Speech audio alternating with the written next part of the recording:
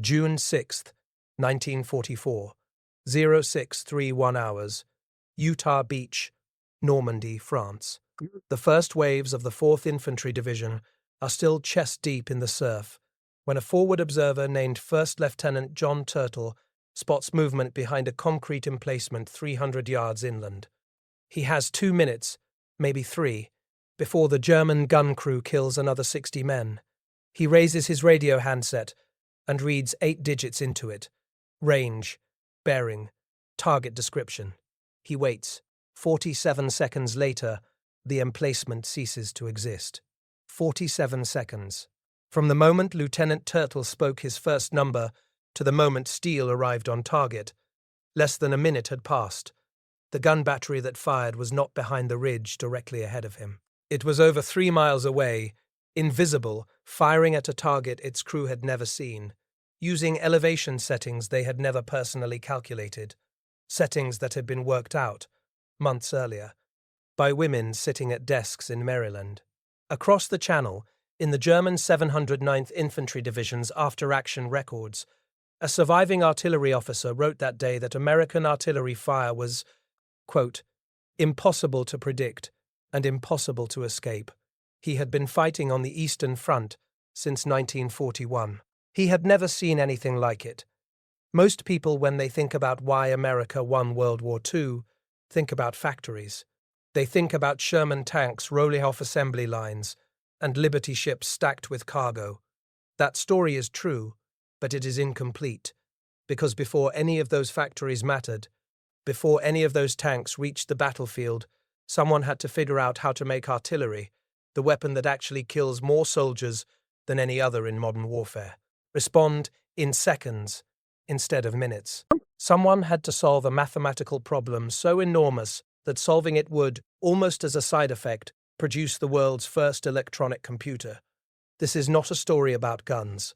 It is a story about the people who figured out how to aim them, officers arguing in classrooms, women working through the night with mechanical calculators, and one machine in a room in Philadelphia whose vacuum tubes would change everything. This is the story of how America outthought its enemies, and it began not on a beach in Normandy, but in a classroom in Oklahoma, 10 years earlier. The Field Artillery School at Fort Sill, Oklahoma, sits on the southern plains about 90 miles southwest of Oklahoma City. In country so flat you can watch a thunderstorm approach for 2 hours before it reaches you. In 1934, the school occupied a cluster of red brick buildings from an earlier era, and the officers who taught and studied there occupied a world defined by ritual, hierarchy, and a very specific kind of institutional inertia. The inertia of an organization that had fought its last major war 16 years ago and was still, in almost every operational detail, fighting it the same way. The problem with American artillery in 1918 was not the guns. American guns were adequate. The French-designed 75 mm field piece, the 155 mm howitzer. The problem was the system. In the First World War and through the 1930s, calling artillery fire worked like this. A forward observer spotted a target and reported it by telephone to his battery's fire direction officer. That officer calculated the necessary adjustments and issued commands directly to his guns. Each battery, typically 4 to 6 guns, acted as an essentially independent unit. If you wanted fire from multiple batteries simultaneously, you needed to coordinate each one separately through a command chain that looked less like a modern organization and more like a game of telephone. With all the delay and distortion that implies, the best American batteries in 1918 needed 12 to 15 minutes from the moment a target was spotted to the moment rounds landed. In a war that moved at walking pace, through mud and fixed trenches, 15 minutes was often acceptable. In a war that moved on wheels and tracks, the kind of war that was clearly coming in Europe by the mid-1930s, 15 minutes was an eternity. In a classroom at Fort Sill, sometime in the autumn of 1934, a group of artillery officers gathered around a chalkboard to argue about whether that had to be true. The argument was not purely theoretical. Colonel Carlos Brewer, then serving on the faculty of the artillery school, had spent the better part of 3 years thinking about what he called the fire control problem. His thesis was simple enough to state, but radical enough in its implications to make senior officers deeply uncomfortable. The fundamental structure of American artillery command was wrong. Not wrong in its details, wrong in its architecture. Brewer's argument, refined over years of discussions with other reformers at Fort Sill, went like this. Under the existing system, firing data, the specific elevation and azimuth settings for each gun, was calculated at battery level. Each battery computed its own fire. This meant that each battery needed its own fire direction capacity, its own trained officers doing calculations, its own set of firing tables and instruments. And it meant that the speed of the entire system was limited by the speed of the least efficient calculation in the chain. What if you moved the computation up? What if, instead of letting each battery calculate independently, you created a centralized fire direction center, an FDC, at the battalion level? One cell, staffed with trained specialists, receiving all target information and computing firing data for all batteries simultaneously, using standardized methods and pre-computed tables. The batteries themselves would receive nothing but the finished numbers, elevation, deflection, fuse setting, and execute. The advantages, on paper, were enormous. Centralized computation meant higher quality calculations because your best people were doing all the math, rather than spreading that talent across multiple batteries. It meant that multiple batteries could be brought onto a single target simultaneously, because one center was coordinating all of them, rather than having each one work independently. And it meant speed, potentially radical speed, because the calculations could be streamlined, standardized, and accelerated with pre-computed tables. The resistance to this idea was not irrational. Senior artillery officers had built their careers on the existing system. Battalion commanders had authority over their batteries precisely because each battery was self-sufficient. Centralizing fire direction meant, in practice, that the battalion commander's staff was making decisions that had previously been made by battery commanders. To many experienced officers, this sounded like it was removing judgment, experience, and flexibility from the people closest to the fight and handing it to a staff section in the rear. It sounded like bureaucracy masquerading as efficiency. There was also a simpler objection. It had never been done, not by the French, not by the British, not by the Germans, whose artillery doctrine by the mid-1930s was the most studied and admired in the world. Every major European power kept fire control at battery level. The argument for the FDC was, at its core, an argument that American officers in a classroom in Oklahoma had figured out something that every major military in the world had missed. That is not a modest claim for any army to make about itself. The debate continued for years. In the meantime, something was happening 1,000 miles to the northeast that would make the mathematical question even more urgent than the doctrinal one. Aberdeen Proving Ground sits on a peninsula that juts into the Chesapeake Bay, about 30 miles northeast of Baltimore.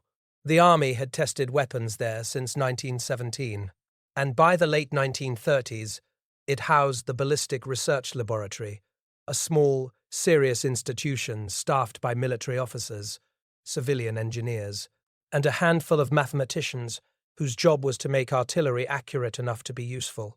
The firing table is one of the most underappreciated objects in the history of warfare. Every artillery piece in the American inventory, every howitzer, every gun, every mortar, came with a firing table, a book, typically several hundred pages long, containing thousands of pre-computed numbers. Given a target at a specific range and bearing, a gunner could look up the correct elevation and azimuth settings for his specific weapon. Without that book, he was guessing. But the firing table is not a simple document. A shell does not travel through neutral space. It travels through air that has temperature, density, and humidity. It is fired from a barrel that has a specific degree of wear. A gun that has fired 10,000 rounds behaves differently from a gun that has fired 100, because the rifling inside the barrel degrades with use. The propellant charge that fires the shell has its own temperature, and a cold propellant produces less velocity than a warm one. The Earth itself rotates beneath the shell's trajectory, the Coriolis effect, which over long ranges deflects the projectile measurably to the right in the northern hemisphere. Each of these variables has to be accounted for, mathematically, in the firing table, and the calculations required to account for them were in the late 1930s done by hand, or rather, by human mathematicians using mechanical calculators, working through systems of differential equations that could take hours to compute for a single trajectory. A single firing table required thousands of individual trajectories to be computed. A complex table for a howitzer, firing multiple charge increments at varying elevations against targets from 0 to 15,000 yards, might require tens of thousands of computed trajectories before the final numbers could be tabulated. Each trajectory was a separate mathematical problem requiring multiple passes through the equations.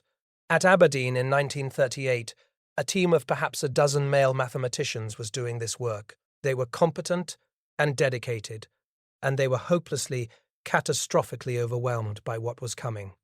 When Adolf Hitler's Wehrmacht rolled into Poland on September 1, 1939, the United States Army had 234 artillery pieces. 2 years later, it would have thousands, and each new type, each new variant, each modified propellant or fuse system would require its own firing table, computed from scratch. The ballistics team at Aberdeen was facing a production crisis that no amount of overtime could solve. They were doing mathematics at slide rule speed in a world that was about to demand machine gun speed. The solution they reached for was one that seems in retrospect both obvious and extraordinary. They decided to hire women. In 1942, the word computer was a job title, not a machine.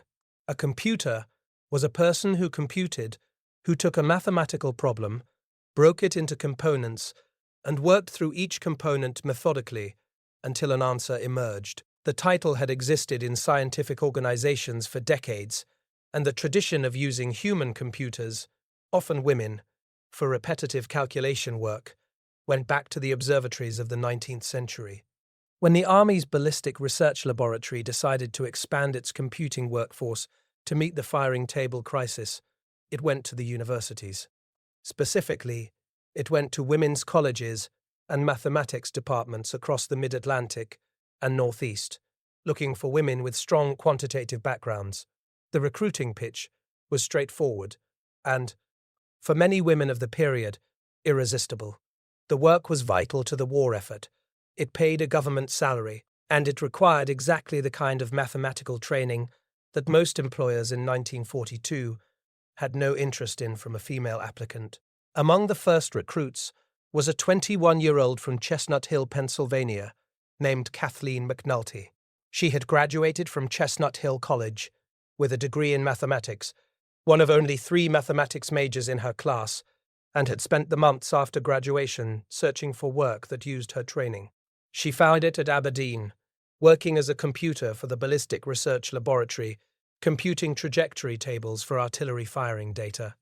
Frances Bilas came from Philadelphia, a graduate of Temple University. Betty Jean Jennings came from Gentry, Missouri, a small farming community where she had grown up and attended Northwest Missouri State Teachers College, selecting mathematics as her major after a professor told her, matter-of-factly, that she had enough mathematical ability to do anything. Ruth Lichterman came from New York. Marlin Westkoff had studied at Temple. Frances Elizabeth Snyder had done her undergraduate work at Hood College in Frederick, Maryland. These women, and dozens of others, arrived at Aberdeen and were housed in a converted dormitory, grouped into computing sections, and assigned specific categories of trajectory calculations. Each woman was responsible for a particular segment of the computation chain. One group computed initial velocities, another worked through the drag equations at altitude, a third handled the atmospheric correction factors. Their work was checked by supervisors, reconciled across groups, and slowly assembled into the finished tables that would eventually be printed, bound, and shipped to artillery battalions in every theater of the war. The work was meticulous, demanding, and relentless. A single error, A single transposed digit could corrupt an entire section of a firing table, meaning that every gun using that table would be firing with incorrect data, missing every target. The human computers at Aberdeen understood, with perfect clarity, what was at stake. Betty Jean Jennings recalled years later that the pressure was constant, the checking was constant, and the sense of purpose was unlike anything she had imagined when she left Missouri for Maryland. By 1943, the computing section at Aberdeen employed roughly 80 women working in shifts across multiple computing groups, producing firing tables for the M155mm long tom gun, the M2A1 105mm howitzer, and a growing list of other weapons entering service. They were working as fast as human mathematics could go. It was not quite fast enough, but we are getting ahead of the story. Before the firing tables could save lives in Normandy, the system that would use them had to be proven in the field, and for that, America needed a laboratory experiment on a scale that had never been attempted. It needed the Louisiana maneuvers. In the summer of 1940, as France fell and the British evacuated Dunkirk, Army Chief of Staff General George Marshall was watching the catastrophe in Europe with a specific professional kind of dread. The United States Army had approximately 190,000 men, smaller than the armies of Portugal. Its equipment was obsolete. Its doctrine was untested. And in less than 2 years, Marshall believed, it would be fighting a war on at least 2 continents against enemies who had spent the better part of a decade perfecting their military craft. Marshall decided that the Army needed a full-scale field test, not a garrison exercise, not a map problem, but a genuine large formation exercise in realistic terrain, under conditions as close to war as peacetime allowed. The result was a series of maneuvers in Louisiana and East Texas that would, over the course of 1940 and 1941, involve over 470,000 soldiers and cover territory the size of Connecticut. The artillery component of the Louisiana maneuvers was in the view of Brigadier General Leslie J. McNair, the most important test the exercises would provide.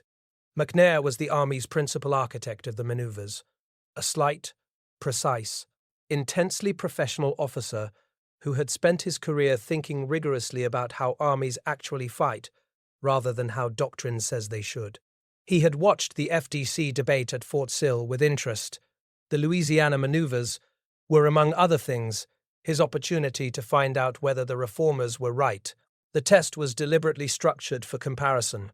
Some artillery battalions entered the Louisiana maneuvers using the traditional system, fire control at battery level, each battery computing its own data, the battalion commander coordinating through a command chain. Other battalions were equipped with the new FDC concept, a centralized computation section at battalion headquarters, trained to receive all fire requests and compute firing data for multiple batteries simultaneously. The umpires running the exercise tracked response times with stopwatches. They recorded how many minutes elapsed between the moment a forward observer called in a fire mission and the moment simulated rounds reached the target coordinates. They measured how accurately those rounds fell. Given that accuracy depends directly on the quality of the firing data, and they tracked how many fire missions each system could handle simultaneously before it broke down under load. The results were not close. They were not even in the same conversation. Under the battery-level system, fire missions that reached multiple batteries required 12 to 18 minutes from request to simulated impact. The calculation process, done independently at each battery, then coordinated through the battalion command net, was the primary bottleneck. When multiple targets appeared simultaneously, the system became congested. Battery fire direction officers, each working independently, made conflicting requests for the same radio frequencies and telephone lines. The coordination overhead consumed much of the time advantage that artillery was supposed to provide. Under the FDC system, the same fire missions took 3 to 4 minutes. A single well-trained computation section, working with standardized methods and pre-computed tables, processed the target data and broadcast firing commands to all batteries simultaneously. Multiple batteries could be brought onto a single target in one coordinated salvo rather than in the ragged sequence that independent batteries produced. When two targets appeared simultaneously, the FDC section split into parallel tracks and processed both, something that was structurally impossible in the battery-level system. McNair watched the results accumulate over 6 weeks of exercises. He was not a man given to dramatic statements. But his after-action report to Marshall, submitted in the autumn of 1940, left nothing ambiguous. The FDC system was not marginally superior. It was transformatively superior. In the terms that mattered most to commanders in the field, how quickly could you bring fire on a target that was moving? How many targets could you engage simultaneously? How accurately could you deliver that fire? The centralized fire direction center outperformed the traditional system by margins that made comparison almost embarrassing. Marshall read the report. He was not a man who required persuasion when evidence was clear. Within months, the centralized fire direction center was adopted as standard doctrine for the United States Army Field Artillery. Every artillery battalion in the Army would be reorganized. New training programs were written. The Field Artillery School at Fort Sill rewrote its curriculum. Officers who had spent careers mastering the old system had to learn a new one. Carlos Brewer and the reformers had been right. The Army had just spent 2 decades resisting them, and then, in the span of one autumn, proved it and fixed it simultaneously. That is how institutional change usually happens. Slowly, then all at once. The adoption of the FDC doctrine in 1941 was the beginning of a training program unprecedented in scope. By the time America formally entered the war in December 1941, the Army was already converting artillery battalions to the new system. But conversion required more than reorganization charts. It required new training at every level. The forward observer, the officer or non-commissioned officer who accompanied infantry units and spotted targets, had to learn a new protocol for calling fire missions. His report to the FDC had to contain specific information in a specific format, because the FDC's ability to process requests quickly depended on receiving standardized data. Improvised or incomplete reports slowed everything down. The computation section at the FDC, typically a sergeant and 2 or 3 specialists, had to learn to work as a team under extreme time pressure. They received the target coordinates, retrieved the relevant firing table data, applied corrections for the current meteorological conditions, and computed elevation and deflection settings for each battery, all within minutes. They did this using specialized plotting boards, printed firing tables, and a set of mechanical slide rules and computing devices that the Army had developed specifically for the purpose. The critical instrument was a device called the graphical firing table, a physical tool that converted the tabular data from the printed firing tables into a form that could be used rapidly in a combat environment. Rather than searching through hundreds of pages of numbers, a FDC specialist could read settings directly from a scaled graphical display, saving precious seconds on every fire mission. It is worth pausing on that word, seconds. The entire architecture of the FDC system was designed around seconds, not minutes. Seconds, because the designers of the system, McNair, Brewer, and their collaborators at Fort Sill, had understood something that most military planners, working within the framework of the slow First World War, had not fully absorbed. In a mechanized war, the window between the moment a valuable target appears and the moment it disappears or takes cover is measured in seconds, not minutes. A column of German half-tracks crossing an open road presents a target of exceptional value. It presents that target for perhaps 4 minutes, from the moment it enters the open until the moment the lead elements find cover or the formation disperses in response to the threat. A fire mission that takes 15 minutes to complete does not engage that target. It fires at the ground the column occupied 15 minutes ago. A fire mission that takes 90 seconds can catch the column in the open, or at minimum can force the dispersal that disrupts the German tactical plan. The reformers at Fort Sill had understood this logic. McNair had proven it empirically in Louisiana.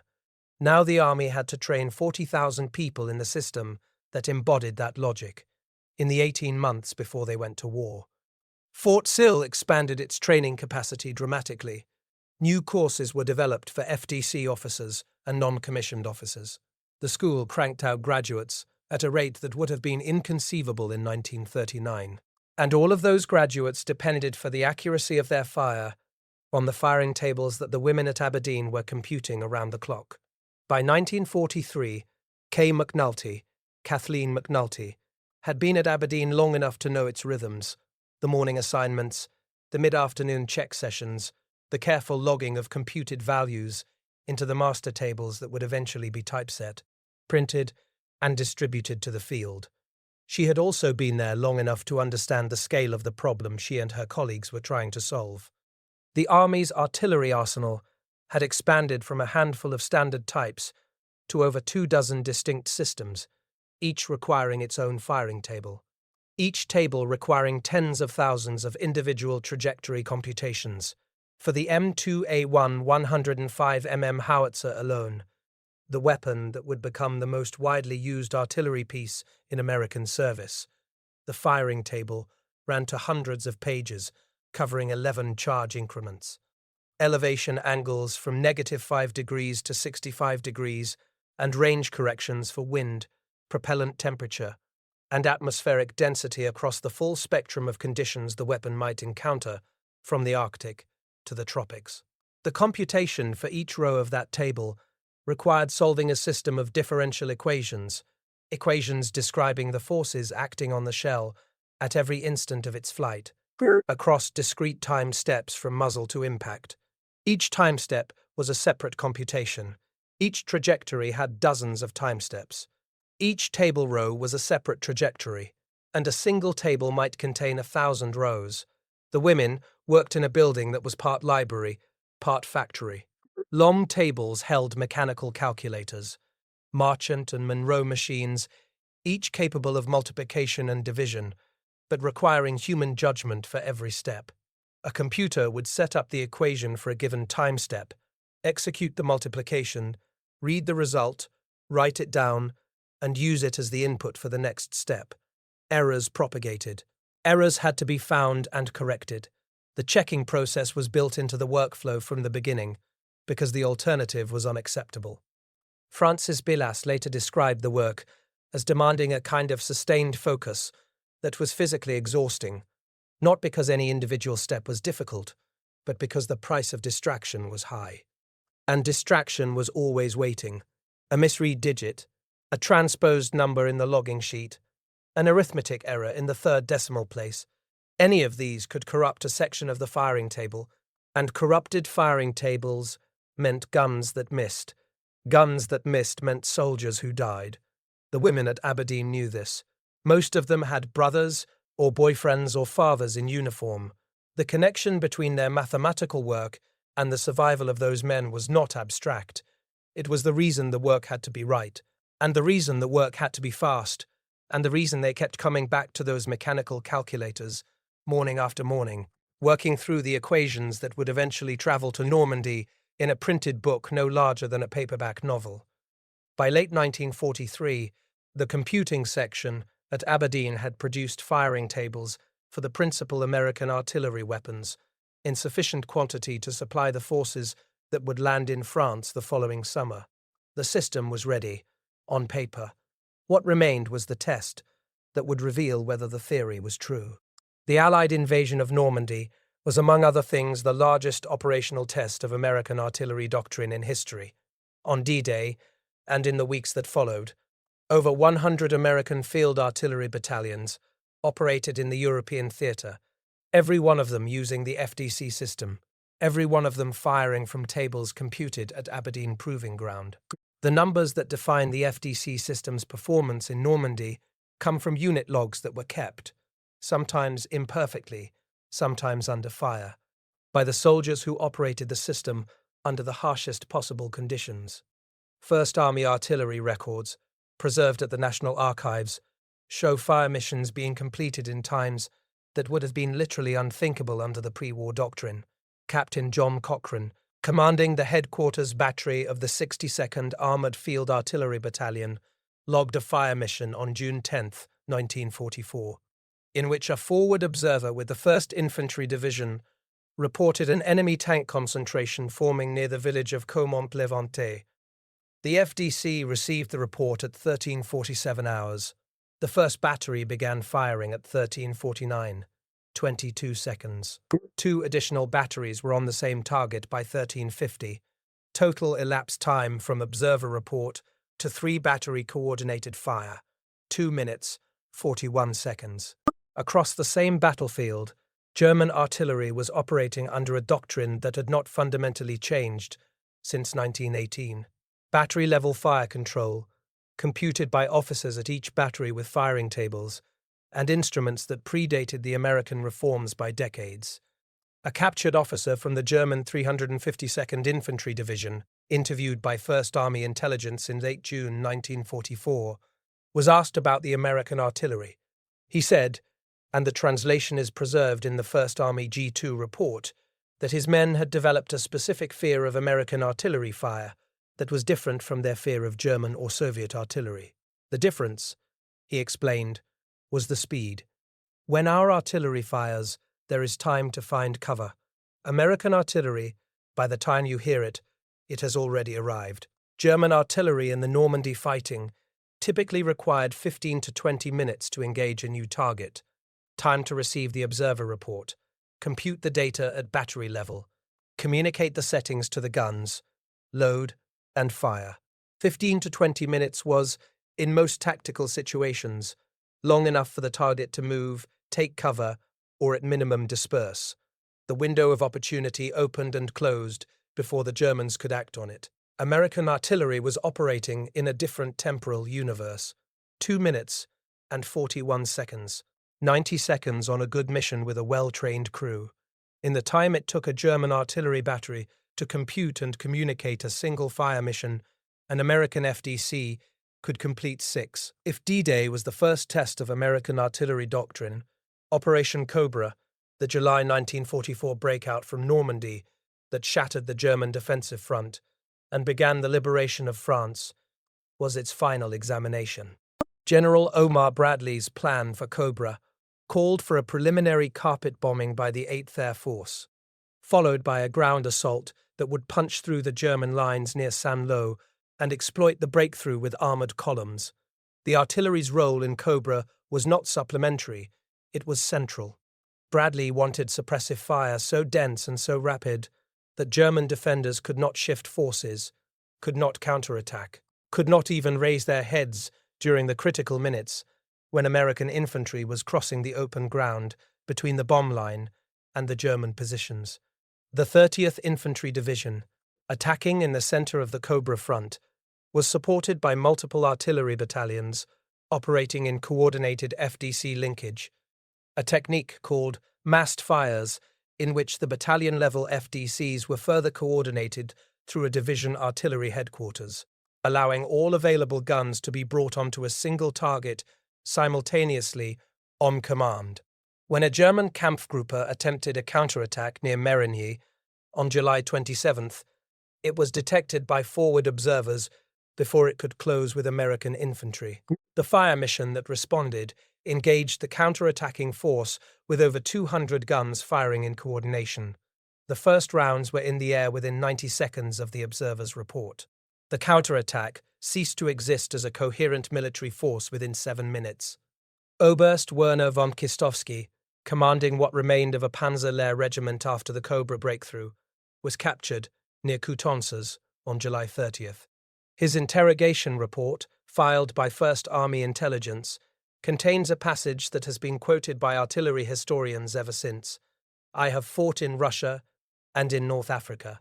I have never experienced artillery fire like the Americans use in France. It is not the quantity, though the quantity is terrible. It is the speed. You cannot predict it. You cannot hide from it. You cannot maneuver against it, because by the time you have found a new position, it has found you again." Von Kistowski was describing, in the language of a man who had been broken by it, the product of a decade of work by officers in a classroom in Oklahoma and women at calculators in Maryland. The FDC doctrine and the Aberdeen firing tables were not exclusively a European story. In the Pacific, American artillery faced a different but equally demanding set of challenges: jungle terrain that limited observation, tropical conditions that affected propellant behavior, island topography that created extreme elevation angles.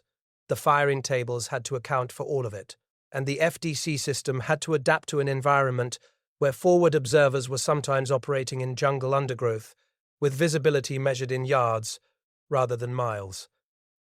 At Leyte Gulf in the Philippines in November 1944, the 7th Infantry Division's artillery fired more than 200,000 rounds in a 3-week campaign against Japanese defensive positions in the mountains above the landing beaches. The FDC system, running continuous operations through torrential rain and over terrain that made physical reconnaissance nearly impossible, maintained average time from request to rounds, landing of under 4 minutes, even in conditions of extreme difficulty. Japanese after-action analysis of the Leyte campaign, recovered after the war, identified American artillery fire direction as the primary tactical problem that the Imperial Japanese Army had no solution for. At Iwo Jima, in February and March 1945, Marine artillery operating with the same FDC doctrine provided fire support in an environment of concentrated, fanatically prepared defenses where every target was a fortification and every fire mission required precise adjustment. The firing tables for the M1 8-inch howitzer, computed at Aberdeen over the preceding 2 years, gave Marine artillerists the accuracy to put heavy shells within 50 yards of their own front lines when necessary, a margin of safety that would have been impossible without the precision that the firing table system provided. By the spring of 1945, American artillery was killing more enemy soldiers per gun, per day, than any other artillery force in any theatre of the war, the German and Japanese armies, both of which had entered the war with artillery doctrines widely admired by military analysts, had been systematically outperformed by a system developed in peacetime by people who, in many cases, had never been in combat. The women at Aberdeen were still working. The demand for firing tables had not slowed. New weapons, new variants, new theatres all required new computation, and the women working those mechanical calculators were beginning to hear about something being built in a laboratory at the University of Pennsylvania, something that might change everything. By 1943, the Ballistic Research Laboratory at Aberdeen understood that it had a problem that human computing, no matter how well organized or how dedicated its workforce, could not solve at the required speed. The demand for new firing tables was accelerating faster than the capacity to produce them. Each new artillery system entering service created a backlog. Each variant of an existing system, a new propellant charge, a new fuse type, a modified projectile, required its own table or table supplement. The women working in the computing section were producing remarkable output, but remarkable output was not enough. The mathematics of the problem were inescapable. A single complete firing table required roughly 750 hours of computation by the human computers working in teams. With 80 computers working in shifts, Aberdeen could produce roughly 1 complete table per month under ideal conditions. The Army needed new tables at a rate that was already 3 to 4 times that, and the pace of weapons development showed no signs of slowing. Colonel Paul Gillen, heading the Ballistic Research Laboratory's computing section, had been aware of this calculation since at least 1942. He had been exploring alternatives. One alternative was mechanical, differential analyzers, analog computing devices that used gears and rotating disks to model the differential equations that governed ballistic trajectories. Aberdeen had one. It was large, expensive, and faster than a human computer for certain types of calculation. It was also insufficiently flexible for the variety of problems the firing table work required, and it broke down with frustrating regularity. In 1942, Gillen learned of a proposal from 2 engineers at the University of Pennsylvania's Moore School of Electrical Engineering, J. Presper Eckert and John Mauchly. Their proposal was, on its face, outrageous: an all-electronic computing device, using vacuum tubes rather than mechanical components, capable of performing calculations at speeds hundreds of times faster than any existing mechanical computer. They called it the Electronic Numerical Integrator and Computer, ENIAC. The Army funded it, not because the Army was interested in computing as a general proposition.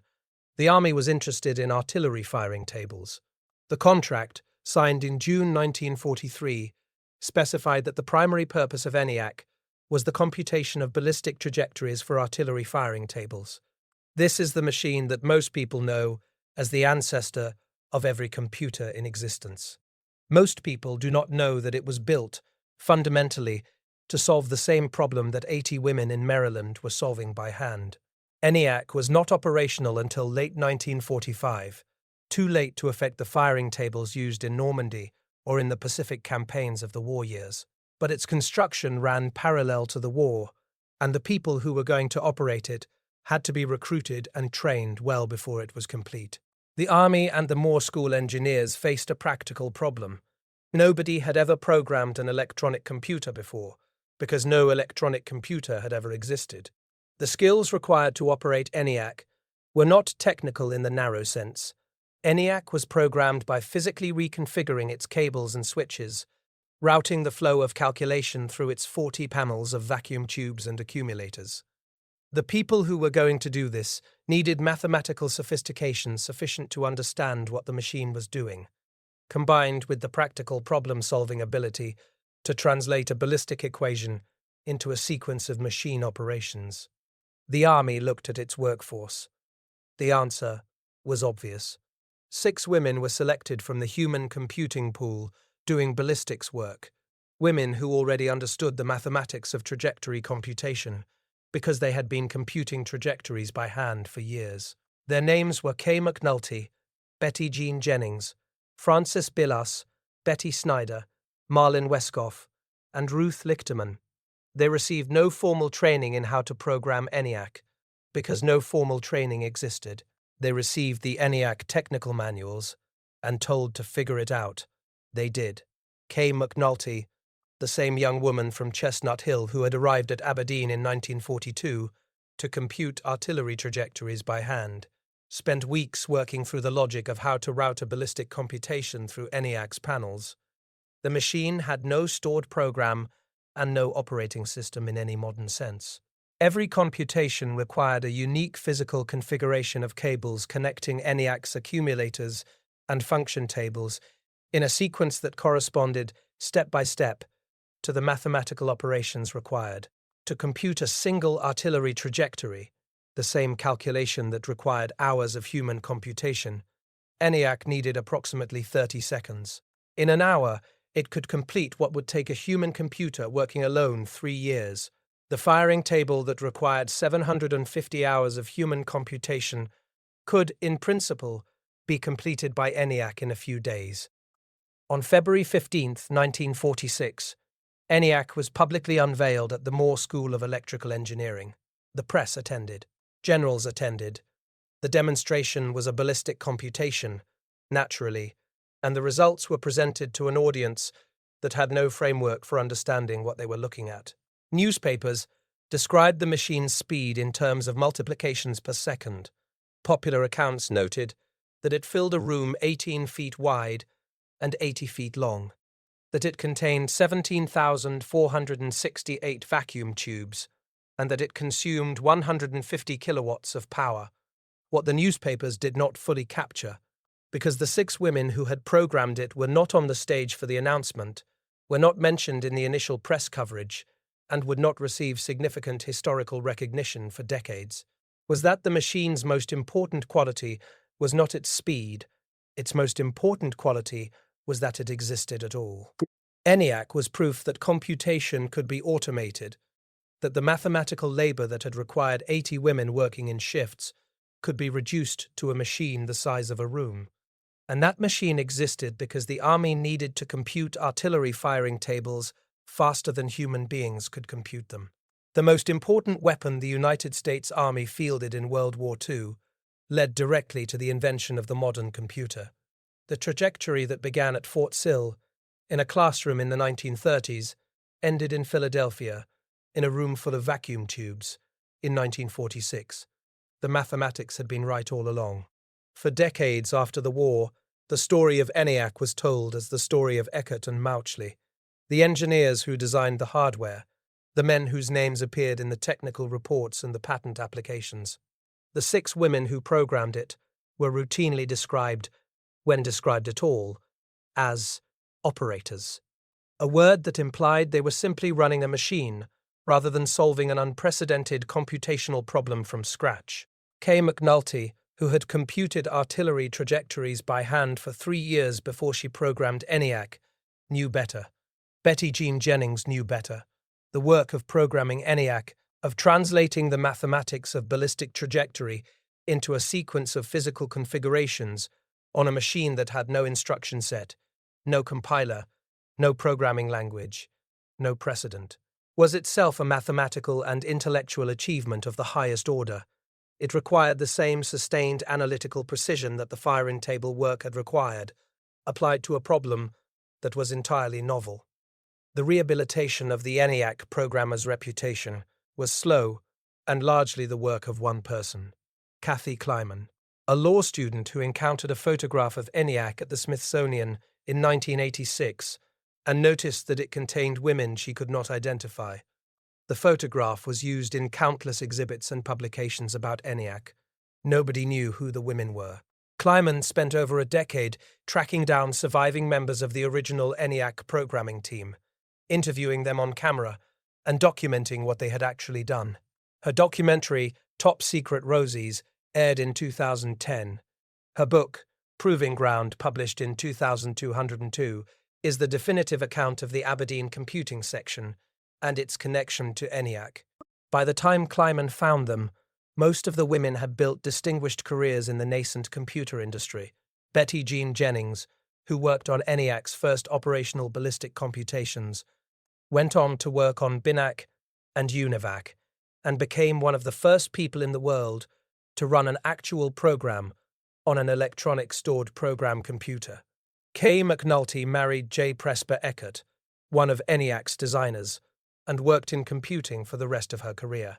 Frances Billas went on to work for Eckert and Mauchly's subsequent computer ventures.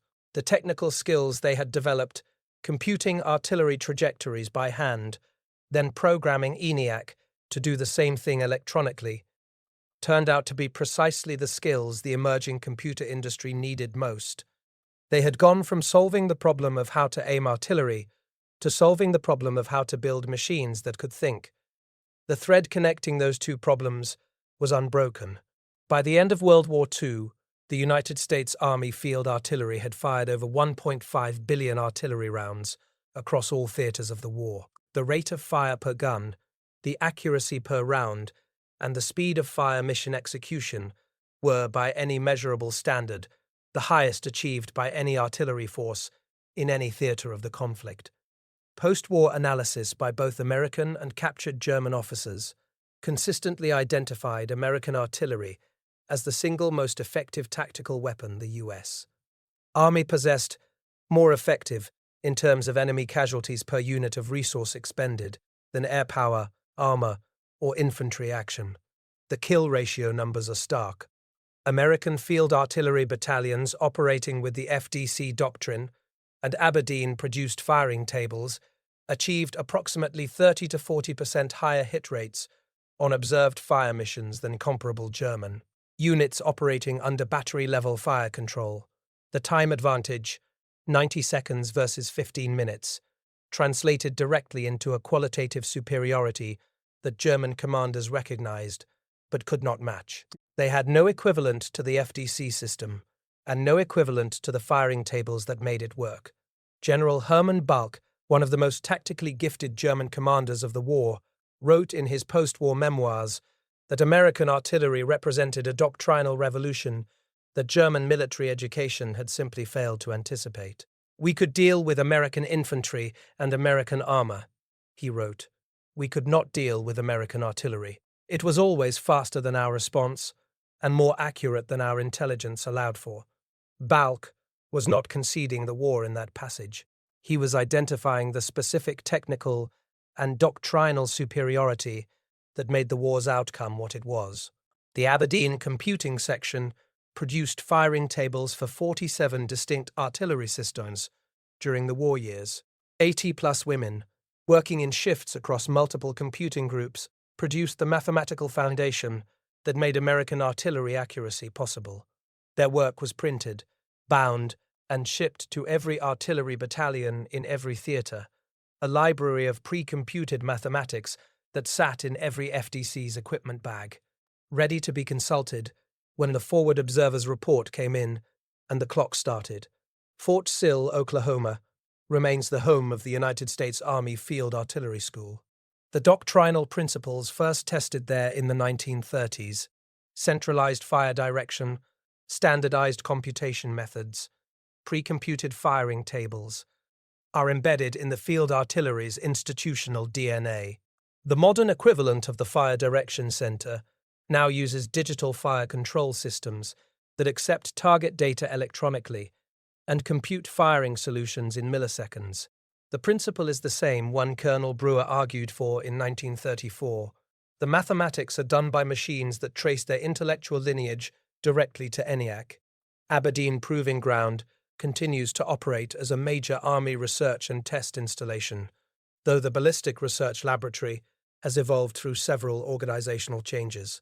The building where the human computers worked no longer stands in its original form, but the institutional memory of that workforce and its role in the ENIAC story has been preserved through Kathy Kleiman's research, the Smithsonian's ENIAC exhibit, and the work of historians who have documented the Aberdeen computing section's contribution. A full-scale replica of part of ENIAC is on permanent display at the University of Pennsylvania's Moore School of Engineering. A second major display is maintained at the Smithsonian's National Museum of American History in Washington.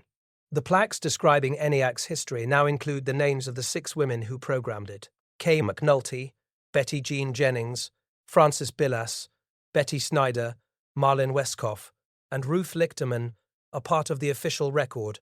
It took 60 years to get their names on those plaques. It should have taken 6 months. The story that begins in a classroom at Fort Sill in 1934 ends in a machine room in Philadelphia in 1946, and the thread connecting those two places is unbroken. Leslie McNair argued that artillery doctrine was wrong and proved it in Louisiana. The women of Aberdeen computed the mathematics that made the corrected doctrine work in France and the Pacific. ENIAC was built to automate what those women were doing by hand, and the architecture of ENIAC, the principle that computation can be separated from the act of computing, that mathematical operations can be executed by a machine, following a program, is the foundation of every digital device that exists today. This is the piece of the story that most people never hear. When the history of the digital age is taught, it usually begins with Turing, or with von Neumann, or with the silicon chip. It rarely begins with an artillery problem. It rarely begins with the observation that the army needed its guns to be faster and more accurate, and that solving that problem required mathematics on a scale that exceeded human capacity, and that exceeding human capacity required building a new kind of machine. The conventional narrative of American victory in World War II is an industrial narrative. More tanks, more planes, more ships, more everything. That narrative is not wrong, but it is incomplete.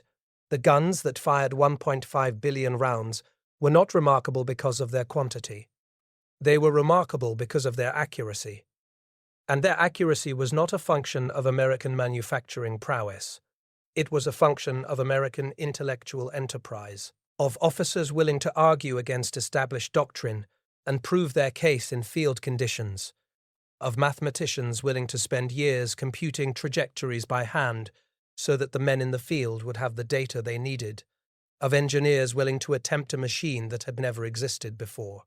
The story of American artillery in World War II is, at its core, a story about thinking, about the institutional willingness to acknowledge that a problem existed and spend a decade solving it before the problem became lethal, about the mathematical and doctrinal infrastructure that transformed raw industrial output into accurate, responsive, devastating firepower, about the people, many of them women, most of them unknown, who did the work.